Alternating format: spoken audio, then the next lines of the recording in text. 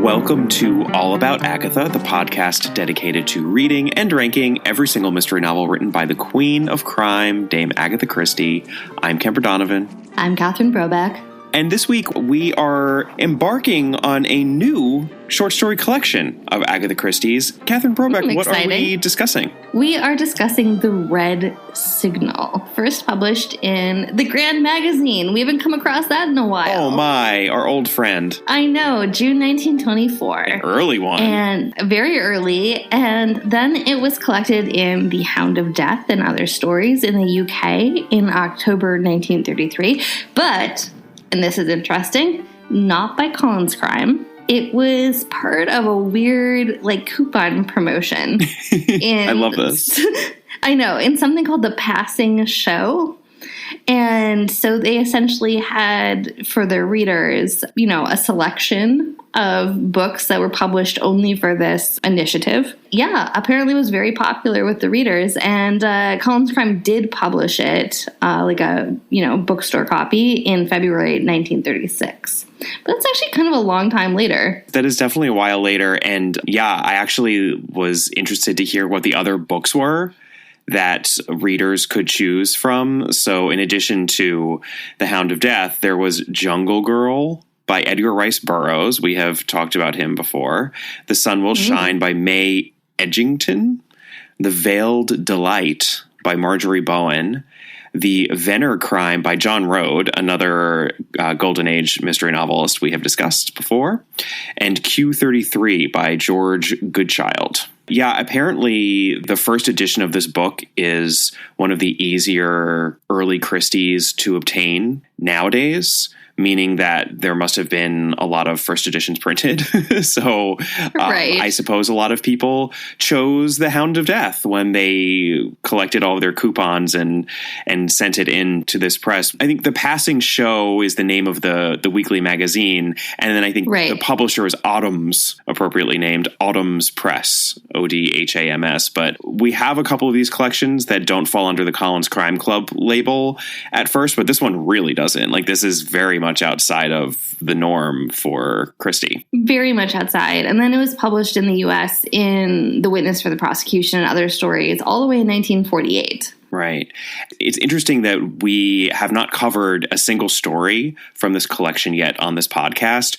We have discussed before how we've been purposely haphazard in our selection of short stories throughout this podcast, since we are, of course, being chronological when it comes to the novels. So we kind of zigzag all over the place, but thus far we haven't covered anything from this collection, except actually for The Witness for the Prosecution, which of course was first originally published as Trader Hands, and we did a special episode on that story and the play and its movie versions, and that is the standout within this collection. That might be the understatement of the century.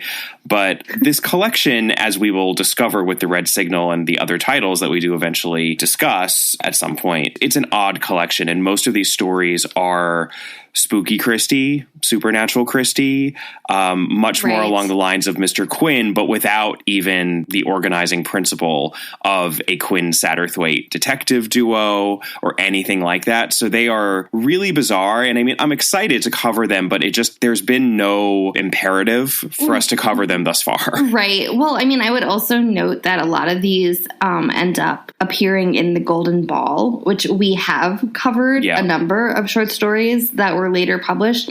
And if listeners remember, the Golden Ball was not published in the U.S. until the 1970s. Right. So basically the point is there are a lot of oddball stories, and then also some of them have, I think, weird publication histories where presumably they must have been published in magazine form at some point, but they have weird provenance, I think. Right, where the original magazine publication is untraceable, or it's just kind of bizarre. It's only traceable in either the US or the UK, and she probably published both in the US and the UK because she just tended to do that for these stories before they were collected because she could make a pretty penny. She wanted the money? Yeah, go get that money. Yeah, it's definitely an oddball collection. I think that's a good way of putting it. And yeah, I mean, that became our kind of rule of thumb was, for the Listerdale mystery, if it was collected in the U.S. in the Golden Ball, then it was definitely weird, and it might not have been the strongest story within that collection. And I think we might find for some of these. Are you saying that we might have some fruitful Sundays on our hands? we might have some fruitful Sundays, but I'm legitimately interested to see, because I don't think that I've read a number of these stories before, or if I did, I read them a long time ago and I barely remember them. And I would say that that is very much the case for The Red Signal. Yes, I have no recollection of the story. It felt as if I were reading it for the first time. So let's get right into The Red Signal and talk about our victim. Who would that be, Catherine Brobeck? Well, thanks for putting me in the tough spot here. The hot seat? The hot seat. Yeah, we're going to leave out the victim, because if I told you who the victim was, it would pretty much be story over. So no victim right now. Fair enough. It seems as if we are not in a standard puzzle mystery scenario here in this story. Would that be a fair statement? It's a definite fair statement, Kemper. So, yeah, we're in an odd space here. I suspect there will be 0 or maybe only 1 or 2 puzzle mysteries within the entire Hound of Death collection. But again, we shall see as we investigate further. There is a clue sort of in this one, so I will give it that.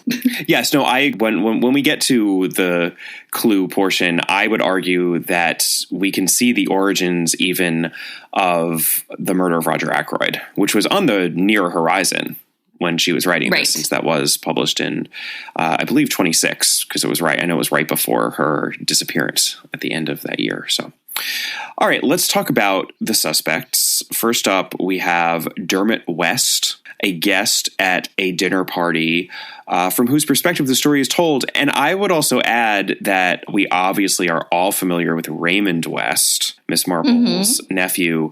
But Christie, one of her early pen names, I forget what the first name was, but it was something West.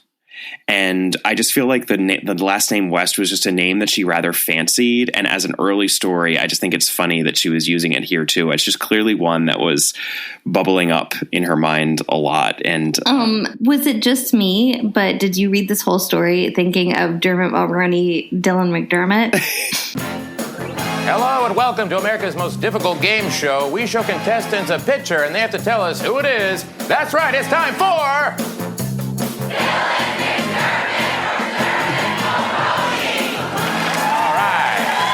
Who's next? It's another West. Sir Ellington West. He's a famous alienist, which, of course, is a no longer used term for psychiatrist. And he has offices on Harley Street. On where? Harley Street. I think the usual doom that can be portended when Harley Street is referenced certainly is brought to bear. Applies here. On this story, yeah.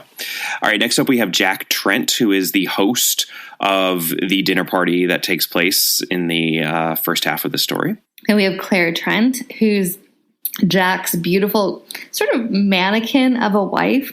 It's really weird because she's supposed to be like ethereal and beautiful and interesting, except the way in which she's described makes her seem like literally a mannequin. Like she has a drooping golden head. Right. Drooping is definitely like one of the main adjectives used to describe her. Yeah. And it's basically like she's not maybe a person. It's very weird. Yeah. Like she's maybe Kim Cattrall from Mannequin, but actually Kim Cattrall from Mannequin has way more personality.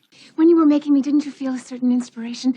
Almost like your hands were being moved by a force not of this world. You made this body so that I could come to life. Next up, we've got Mrs. Violet Eversley, another guest at the dinner party. And then we have a medium who is the guest of honor at the dinner party. They're all there actually to experience a seance. Of course they are. Of course. Why not? Again, Mysterious Mr. Quinn. Yes, the Siddiford Mystery, a rare novel that incorporates an actual seance. I have to say that I would appreciate us not lumping the Mr. Quinn stories in with this.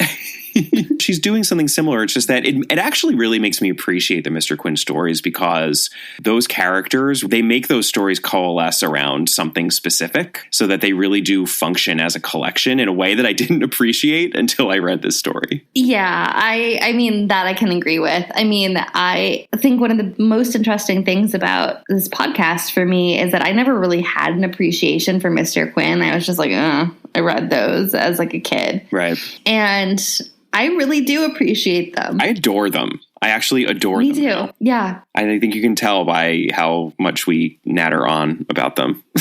I think that there's so much to talk about in them, and they're endlessly interesting. Yeah. All right. So let's talk about the world as it appears to be. We open on the aforementioned suspects, all of them, gathered together at the home of the Trents. And Dermot West is best friends with Jack. Jack Trent, I believe, actually saved his life in the war. But he is, of course, secretly Andrew Lincoln from Love Actually. And he is in love with his best friend's wife, Claire. I've already clipped that for sure on this podcast, so I'm not going to do it again. But we all know the trope. Love Actually wasn't the first to use it. It won't be the last. I always thought you disliked me. So yeah, he's secretly in love with Jack's beautiful mannequin wife, Claire. And at the dinner party, the group begins talking about ESP and premonitions and just sort of second sight-y kind of stuff, in part because they've all gathered to see the talents of a famous medium. And Claire seems a bit spooked by all of this talk, and Sir Ellington West is dismissive of pretty much everything and everyone. And to the extent that he believes in so-called premonitions, he thinks that they can be explained away rationally. And Dermot West isn't so sure. He recounts this story about having had a terrible feeling when he was in Mesopotamia. Of course he was. Yeah, having the sense of a quote-unquote red signal. Title check.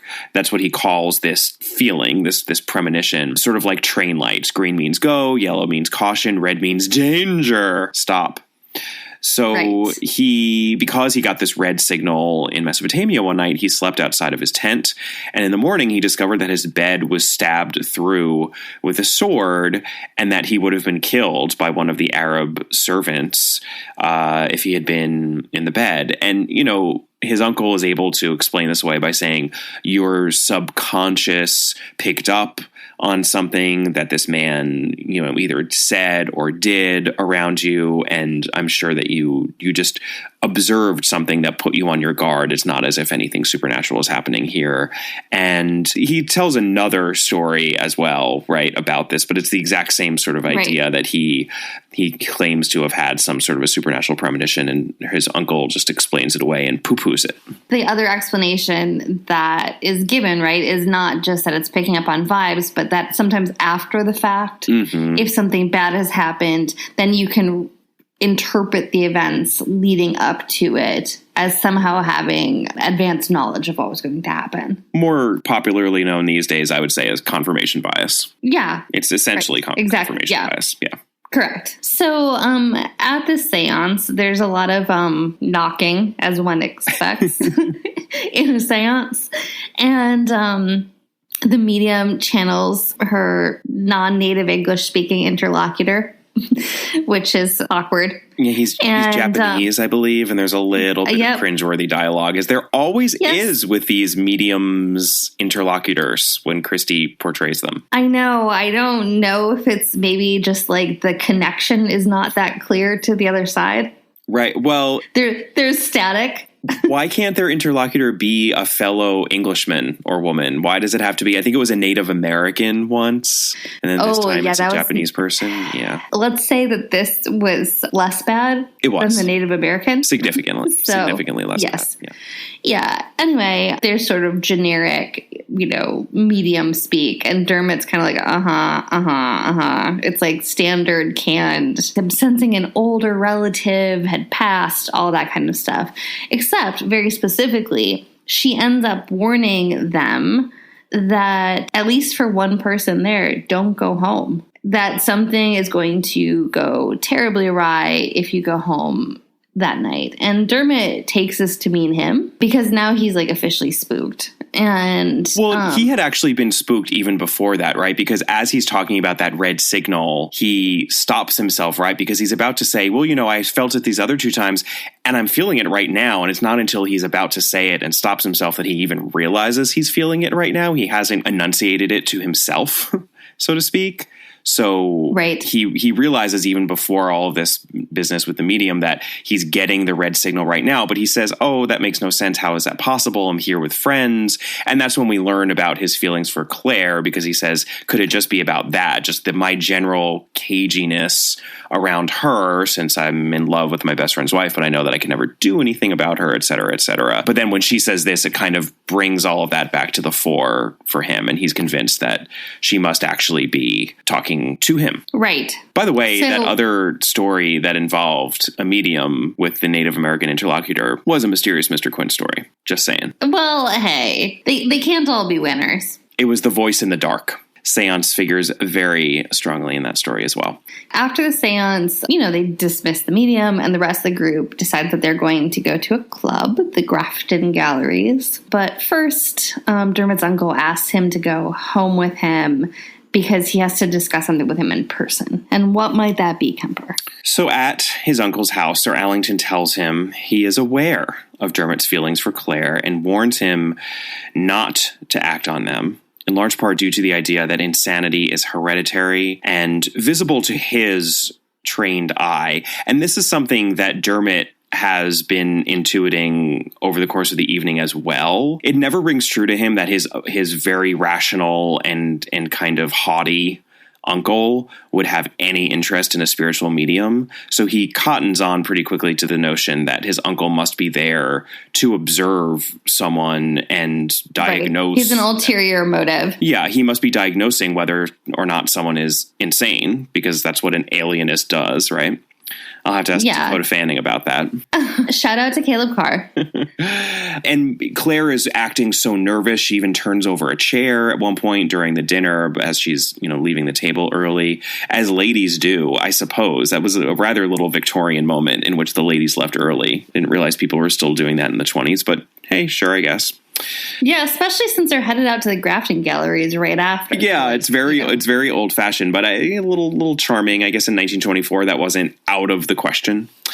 So he's worried, really, that his uncle is there to diagnose that somehow Claire is insane. And he does have this idea that something strange happened with her mother in the past. It's a little unclear. She seems to have just disappeared under a bit of a cloud of mystery. So he doesn't think that Claire is crazy because he's in love with her, but he just worries that perhaps his uncle is making this false diagnosis and condemning her to be locked away. So when they start having this conversation, Dermot gets very angry because he just assumes that his uncle is, of course, talking about Claire, since this is within the context of him saying that your feelings for Claire, you can't act on them.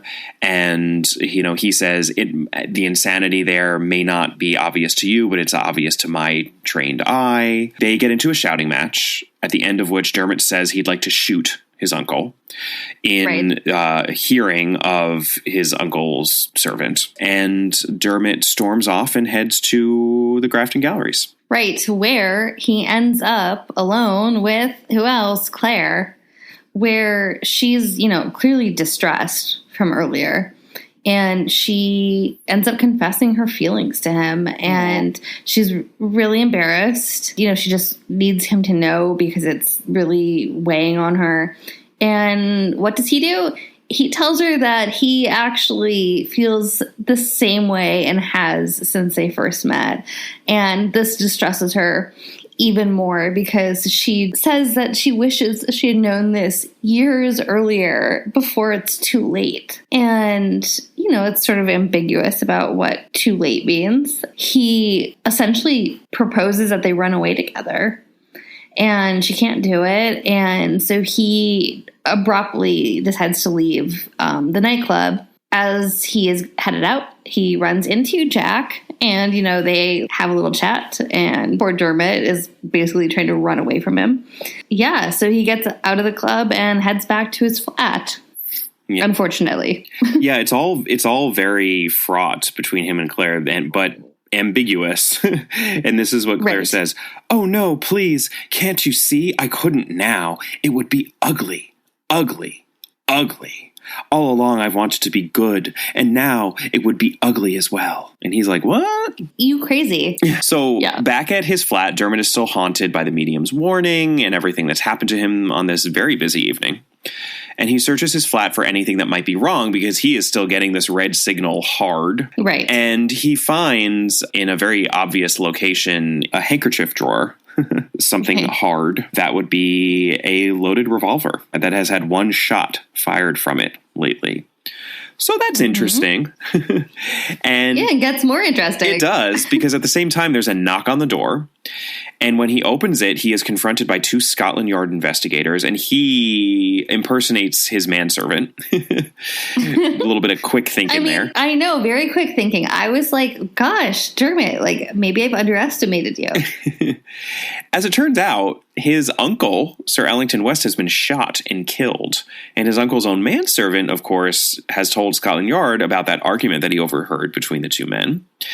And then the Scotland Yard men immediately find the murder weapon, which is this loaded gun that is in Dermot's flat. And the sergeant stays with Dermot, who's still pretending to be his own servant at this point.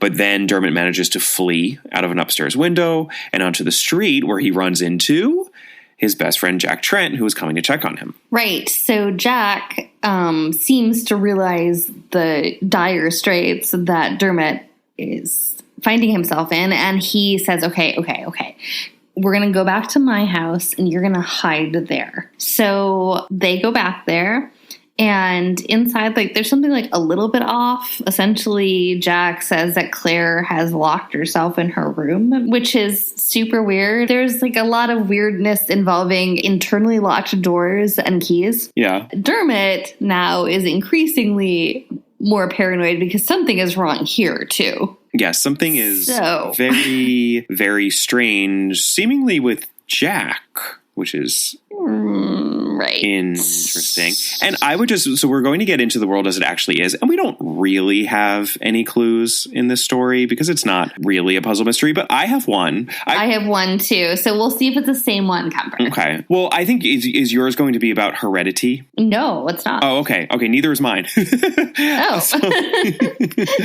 Mine is that I just like to read out a portion of the story, and it's this key conversation between Dermot and his uncle when Dermot is assuming that they are speaking of Claire Trent's insanity. This is right after his uncle confirms that he has a tendresse for Mrs. Jack Trent. And then Dermot says to his uncle, "I know the reason for your presence at dinner tonight." "Eh?" The physician was clearly startled. "How did you know that?"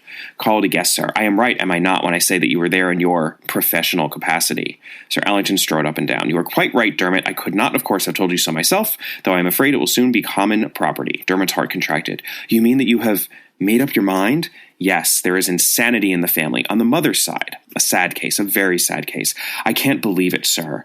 I dare say not. To the layman, there are few, if any, signs apparent." And then this goes on a bit, and then finally, Dermot turned away with a groan, burying his face in his hands. "Claire! White and golden Claire!" "And the circumstances," continued the physician comfortably, "I felt it incumbent on me to warn you." "Claire," murmured Dermot, "my poor Claire." "Yes, indeed. We must all pity her," is what his uncle says. This is, some linguistic gymnastics that Christie is performing here. It's a good clue, and I will also say this, Kemper. You can tell that we've been doing this for too long because that was my clue too. I'm both happy and sad. I'm both overjoyed and devastated at the same time. Yeah. I mean, we talk a lot, right, about omission as a clue, right? And we also get a repeat of it in the conversation that Dermot and Claire have in the nightclub.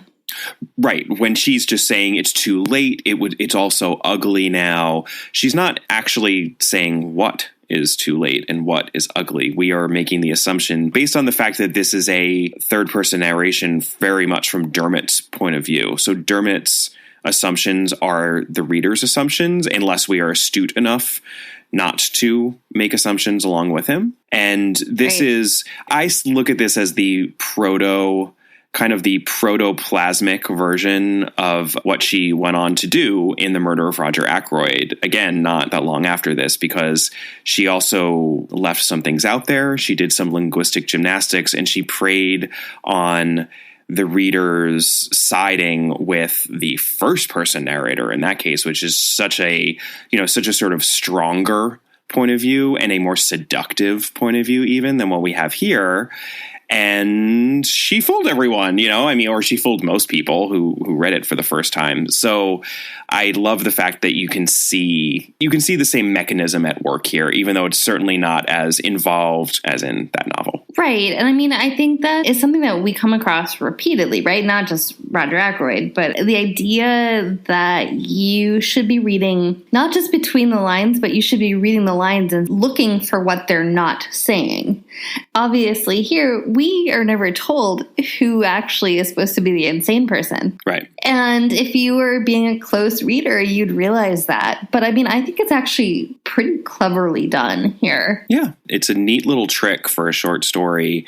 And I love when the lesson to be taken as readers is to just read more closely and more carefully and to think harder about it and not make assumptions. And so often that is what she is implicitly telling the reader to do in her stories. Like, yes, I'm making this really easy for you to read. This is fun, but read closely and think about what you're reading that will bear fruit. And that's very pleasing exercise, Absolutely. And also the idea that it's not necessarily about who's lying. It's about who is telling the truth. Mm-hmm. And who is actually voicing what's actually going on. Useful life lesson, probably. You don't necessarily need to take everything literally. You should also listen to what's not being said. Mm-hmm. And it's why I think, there are still some people who believe that The Murder of Roger Ackroyd isn't playing fair, but I think she's totally playing fair. Yeah, I agree.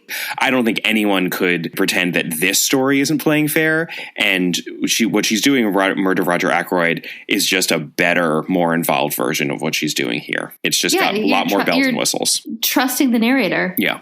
So obviously the deduction there is that we should perhaps think hard about who might be insane within this couple.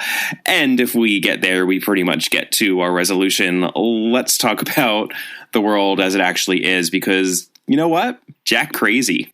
Oh, insane. Clinically insane. That's why Sir Allington was brought in. Yeah. Not hyperbole there, but clinically insane. Unfortunately, Jack be crazy, but Jack also be nimble, because he's been doing a lot of and quick and a good shot. Yeah, he's been doing a lot of stuff here. He is actually the one who killed Sir Allington, of course, and he framed Dermot for that. He had been lurking outside Sir Allington's house, and he waited until Dermot left. Then he went in and shot Sir Allington with that gun, ran to Dermot's flat with the keys that he had pocketed at the dinner party. He lifted them off of Dermot, and he planted the gun in the flat. Then he headed back to the Grafton Galleries, where he replanted Dermot's keys on Dermot as he was going to leave. Because again, he went directly from Sir Allington's house to Grafton Galleries and then back to his house. So that's why the timing of all of this works out as well. Jack was able to go in and out of Dermot's flat without Dermot ever realizing it, even with his keys, it's a little mechanically complicated and awkward to explain, but it makes perfect sense. And it's actually fairly simple and even elegant. Yeah, it just involves Jack being incredibly, again, nimble and quick. And Dermot never patting himself down for his keys, which, you know what? If it were me, I would have realized, because I am checking for my keys every 5 minutes, even if I'm at home. Kemper, once many years ago, I accidentally had turned the lock on my door and had literally walked outside just to go dump some garbage out and had let the door swing shut. Mm-hmm. And had, of course, locked my keys into my apartment. And so do you know what I had to do, Kemper? Kill your best friend's uncle? I did have to do that. And then, I had to move a recycling bin to a window, and then I had to climb up the recycling bin and then break into my own apartment. Oh, boy. Yeah. So you know what? I triple check my keys every single time I leave. That is a lesson well learned. Anyway, the entire dinner party had been the setup between Sir Allington and Claire, because Claire really wanted confirmation that her husband was, insane. Cuckoo. And so she had gone to him for advice. To that extent, Dermot is right that it was completely weird for Sir Allington to be there. And, he was there in his capacity as an alienist. And Claire was nervous for a very good reason. Yeah, because she doesn't want to get caught because she's afraid that she's living with a psychopath. Right. Yeah, and so essentially it was a combination of a provocation and an intervention. Yeah. It seems a little bit risky to me. I don't know what you think about that, Kemper. It seems like a little bit of a potentially disastrous choice. Yeah, well, I mean, this is why Sir Allington was warning his nephew off of Claire, because this is obviously a toxic situation at this point, and this psychopath, be he locked up or not, is going to probably train a great deal of hatred on the man who marries his former wife, especially since he was supposedly his best friend. The reason why he's warning him off of Claire, of course, is that you don't want to be wrapped up with these people. It's all too ugly, as Claire herself was saying, which is why she wishes she had just known about Dermot's feelings, because they could have just gotten together and she would have been able to bypass all this literal craziness with Jack. Yeah, and tragedy and fear, right? Yeah, she doesn't want to bring all of this down on Dermot either. But you know what? As it turns out, she is not going to have to, because what happens in the final moments of the story, Catherine? Claire apparently was not locked in her bedroom, because she goes and gets Scotland Yard and they burst into the Trent house, Claire by their side, to essentially save Dermot. But in the sort of bedlam that ensues, Jack, who again is a very good shot, shoots himself. Which, you don't really have to be a good shot to shoot yourself, but... Fair. I actually was confused by it, because at first I thought, I was like, oh, did he shoot Dermot? I.e. good shots. You know what? In fairness, it actually does read a little bit like that. Which is almost a little bit like, sometimes it's the kind of shadow version of things, even though that's definitely not what she is saying happened, but the tragic version of this and the alternate reality story, you could see that happening, which would also be in keeping with these events. Just the mere implication is a little chilling, a final little chilling coda to also because he kind of cackles gleefully that he had two guns. Yeah. The one that he used to frame Dermot, and then the one that he's now threatening Dermot with. But one would hope that Claire, with her drooping golden head and white neck, and Dermot West can now live happily ever after. I do have to say, how happily ever after is it if you've been held hostage by your best friend, who turns out to be a psychopath, and then you have to be saved by your love interest, except then he shoots himself in front of you? That seems like some PTSD is going to be happening there. I actually totally agree, and I think that Christie is not, as we know, one to shy away from a happy ending, including a hastily tacked on happy ending to a story if she feels that it's warranted and she wants to go there. And she very much does not go there with this story. I know. And I actually feel like that is, I think that your interpretation of events is 100% warranted. I think that there's actually less of a chance than usual that those two will end up together or end up together blissfully happy anyway. They're broken. Certainly Claire is anyway by these events. Terrified and scarred for life.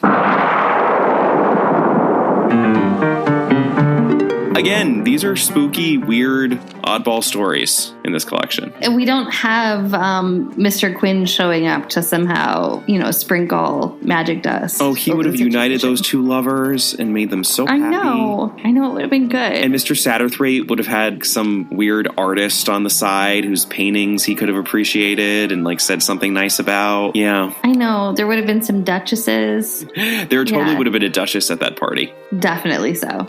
Oh, well. Alas. Well, that is the red signal. Join us next time for, in fact, a mysterious Mr. Quinn story. The answer to all of our dreams, apparently. We will be able to engage once more with Mr. Harley Quinn and Mr. Satterthwaite. We will be covering Harlequin's Lane, which is the final story within the Mysterious Mr. Quinn collection.